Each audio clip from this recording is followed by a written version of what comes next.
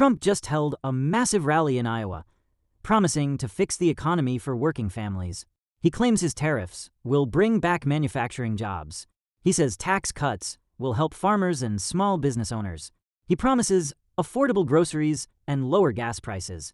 But Iowa has been devastated by his own trade war with China.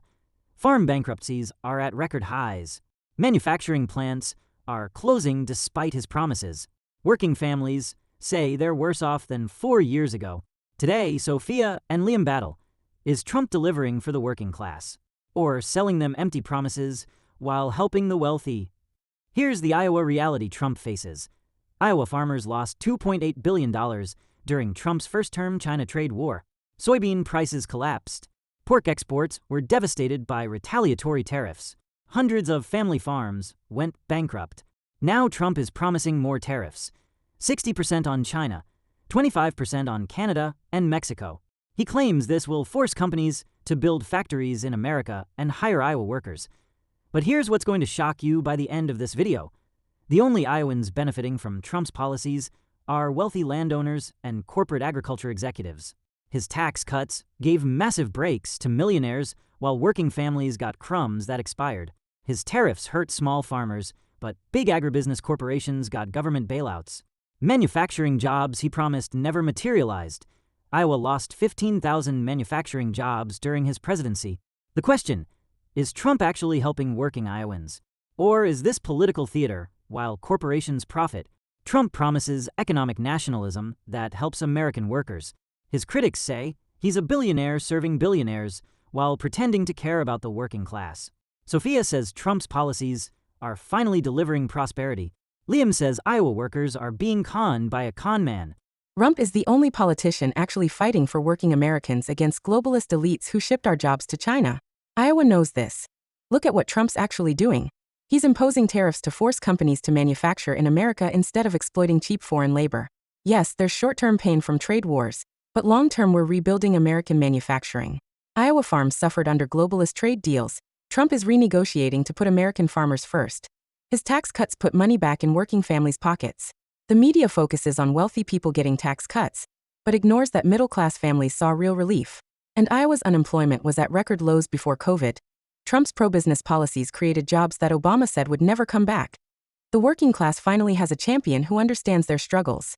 Trump doesn't talk down to them. He fights for their interests against China, against illegal immigration driving down wages, against regulations killing small businesses.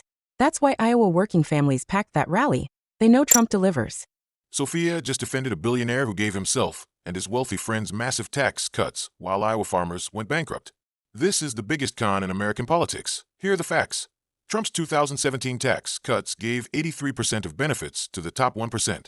The richest Americans got permanent tax cuts. Middle-class families got temporary cuts that are expiring. Iowa farmers got destroyed by Trump's trade war. Then Trump gave $28 billion in bailouts that primarily went to large corporate farms, not struggling family farms. And manufacturing jobs? Trump promised to bring back manufacturing. Iowa lost 15,000 manufacturing jobs during his presidency. The plants didn't come back. The factories didn't reopen. It was a lie. His tariffs raised prices on everything Iowans while not creating the promised jobs. Trump is a con artist who inherited $400 million, bankrupted casinos, and now pretends to understand working-class struggles. He holds rallies, makes promises, working families cheer. Then he goes back to Mar-a-Lago and cuts taxes for billionaires. Iowa workers keep getting poorer while Trump gets richer. Iowa unemployment was at record lows under Trump. That's not a con. That's results. Working families had jobs and rising wages. Unemployment was falling under Obama. Trump inherited a strong economy, then destroyed it with his incompetent COVID response and trade wars. COVID affected every country. Trump's pre-COVID economy was the strongest in 50 years. Black unemployment, Hispanic unemployment, record lows. Because he inherited Obama's recovery. Then Trump's policies caused the worst recession since the Great Depression. And now he's repeating the same failed tariff strategy. So we've got dueling economic narratives, Iowa families struggling, and Trump promising solutions. But here's what neither side is addressing. And this is critical. The real economic issue isn't Trump versus Biden. It's that both parties serve corporate interests while pretending to help workers. Before we explore that uncomfortable truth, I need to know where you stand. SOPHIA, blue symbol. Trump is fighting for working families against globalist elites. Liam red symbol.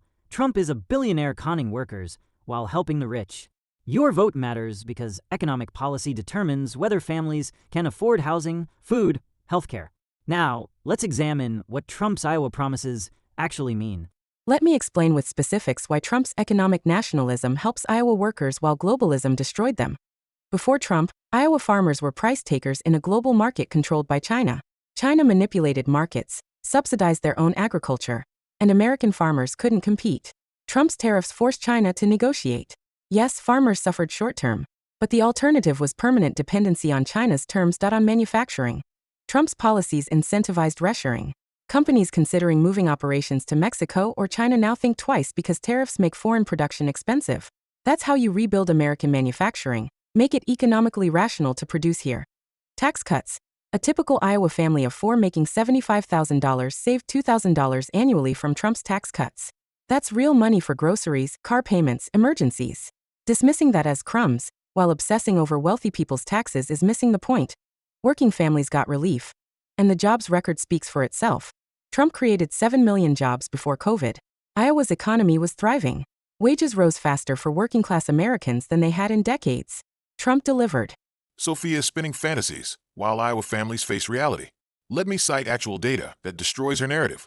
Iowa farm income dropped 50% during Trump's trade war. 50%. Farm bankruptcies increased 20%. Farmers literally lost their land. Trump's solution? Bailout checks that went primarily to large corporate operations. According to USDA data, the top 10% of farms received 60% of bailout money. Small family farms got destroyed. Manufacturing. Liam claims Trump incentivized reshoring. Iowa lost 15,000 manufacturing jobs, 2017 to 2020. That's Department of Labor data, not opinion. The promised factory renaissance never happened. Companies took tax cuts and used them for stock buybacks, not new plants. Tax cuts. Yes, some families saved $2,000.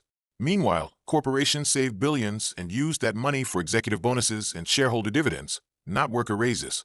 Iowa's roads, schools, and hospitals lost funding because corporate tax rates dropped from 35% to 21%. Working families lost services to fund tax cuts for corporations.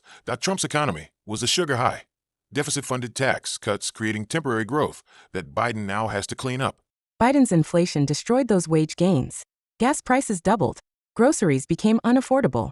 Trump's economy was strong. Biden wrecked it. Inflation is global, caused by COVID supply chains and Ukraine war. Every country faces inflation. Trump's solution is more tariffs that will raise prices more. Tariffs bring production home. That creates jobs and reduces dependence on foreign supply chains. That's economic security. Tariffs are taxes on American consumers. Iowa families pay higher prices for everything. That's not economic security. It's economic pain. And there's the core disagreement. Does economic nationalism through tariffs help or hurt American workers? Can protectionism rebuild manufacturing, or does it just raise prices? But here's that uncomfortable truth we promised. Both parties are misleading Iowa workers about the real economic problem. Trump blames China and immigrants. Biden blames corporate greed and Trump's tax cuts. Neither addresses the fundamental issue: American workers' declining economic power. The data is clear. Worker productivity has increased 77% since 1979, but wages have only increased 12%. All the productivity gains went to corporate profits and executive compensation. Whether trade is with China or Mexico, whether tariffs are high or low, workers aren't getting their share of the economic pie. That's not about Trump or Biden. It's about corporate power versus worker power. Trump's Iowa pitch works because he tells workers their economic struggles aren't their fault. It's China's fault. It's immigrants' fault. It's globalist elites' fault. That feels good. But his solutions, tax cuts and tariffs, don't actually shift power back to workers. They shift it to corporations. The tax cuts went mostly to the wealthy. The tariff bailouts went mostly to big agriculture. Working Iowans keep struggling. The real question isn't whether Trump cares about workers. It's whether his policies actually help them, or whether they're designed to help corporate donors while using working-class rhetoric. Iowa farmers need to ask, did Trump's policies increase my farm's profitability and stability, or did they create chaos that benefited big corporations? Because that question, who really benefits from economic policy, connects to something happening right now that reveals the pattern perfectly. While Trump campaigns on helping workers, He's simultaneously trying to fire Federal Reserve Governor Lisa Cook to gain control over monetary policy. The Fed is supposed to be independent, balancing employment and inflation. Trump wants political control to juice the economy for elections regardless of long-term consequences. Every living Fed chair and Treasury Secretary, Republicans and Democrats, united against Trump's power grab. They warned that political control of the Fed would destroy economic stability, causing boom-bust cycles that devastate working families. Trump says he knows better than economists. But who gets hurt when political interference causes economic crises? Not Trump. Working families. That Supreme Court battle over Fed independence is happening now. Your job, your savings, your economic future hang in the balance. Should the president control interest rates for political gain, or should monetary policy be independent? Sophia and Liam are about to explode over whether Trump should control the economy or whether independent institutions protect us. That video is ready right now. This affects every dollar you earn and save. Watch it next.